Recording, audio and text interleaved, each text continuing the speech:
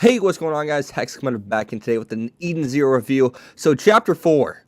And Chapter 4 ended with this, I mean, I don't know how to describe it. Like, what a wow kind of moment. So, the ending of this chapter was actually a time skip of 20,000 years. Yeah, maybe a little excessive. Many years. So, it was a 20,000 year time skip for this episode, or end of Chapter 4 once again. And we see that there is a cube there, and there's also something that says Eden Zero. Now, of course, that's important, right? Because that is giving us a very small cameo of how the series will end. And of course, no. Rebecca and Jiggy don't die here. Let's just be honest. The main characters, they're going to bite the dust in Chapter 4. Obviously, that's not them dying here. Maybe they are deceased at that point in time. Maybe at that point in time they did meet their, truly meet their demise. Maybe that's true. Maybe that is their two bodies that were found on that moon or whatever you want to call it. I don't know, that planet, whatever, I don't know what it is. But it did say Eden Zero, and there was a B cube, and maybe they just dropped those items after, well, the final battle or whatever it may be per se. And it seemed and there was a planet in the distance. Now, what's that planet? The planet they are on?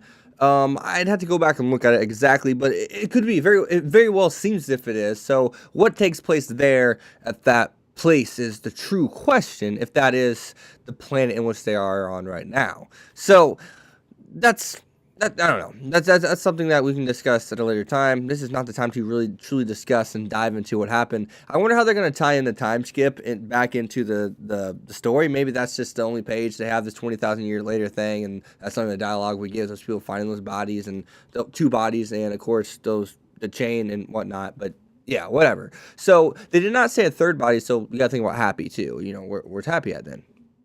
So other than that, though, hopping on to some of the other stuff. So we find out that ether gear is actually essentially, it's just power. It's just energy.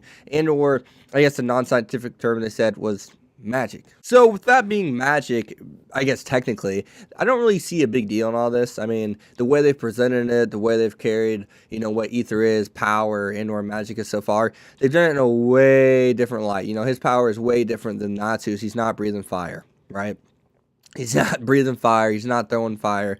No one's really shown anything that is related to fairy tales magic per se. We've seen that Shiki actually made the ship lighter. That was something that was different, right? We've seen him abuse gravity and make himself sling all the way across the planet, basically to the ship originally back in like Chapter 1.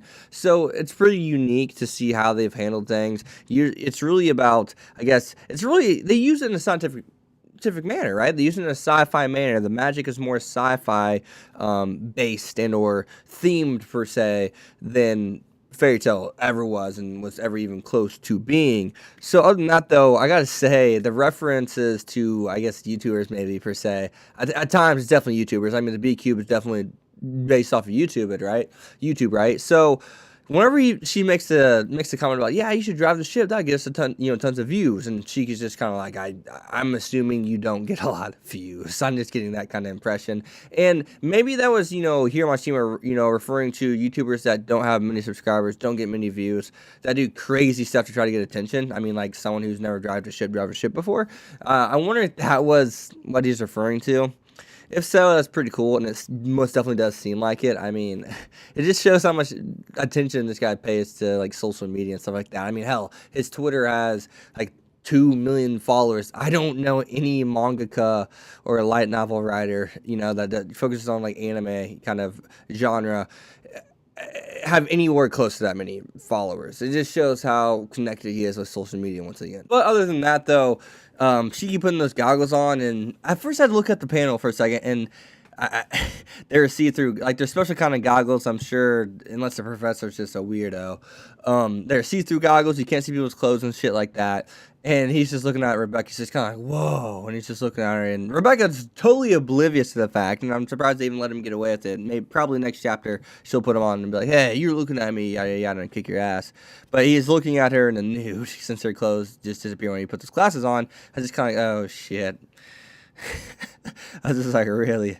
So, other than that, though, then we have someone who looks like he proclaims to be Professor Weisteiner, but he's way younger, which It's probably the grandson. Maybe this is supposed to be Makaral's grandson in this world and this story. So I'm not really sure what's going on with that. Maybe that's what's going down with that. Not really sure.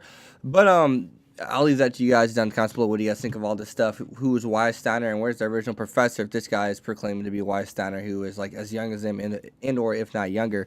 So I'll leave that to you guys to discuss down in the comments below. And also, I did forget to tie in this last saying. So basically, ether gear is something that you are able to manipulate. It's power within someone and or the gear within someone, which is ancient, like basically no one has it. We've kind of established that it's ancient. Every time people see it, they're like, oh my god, he has ether gear. That's dark magic. You know, that's the magic of the Dark Ages, or power of the Dark Ages.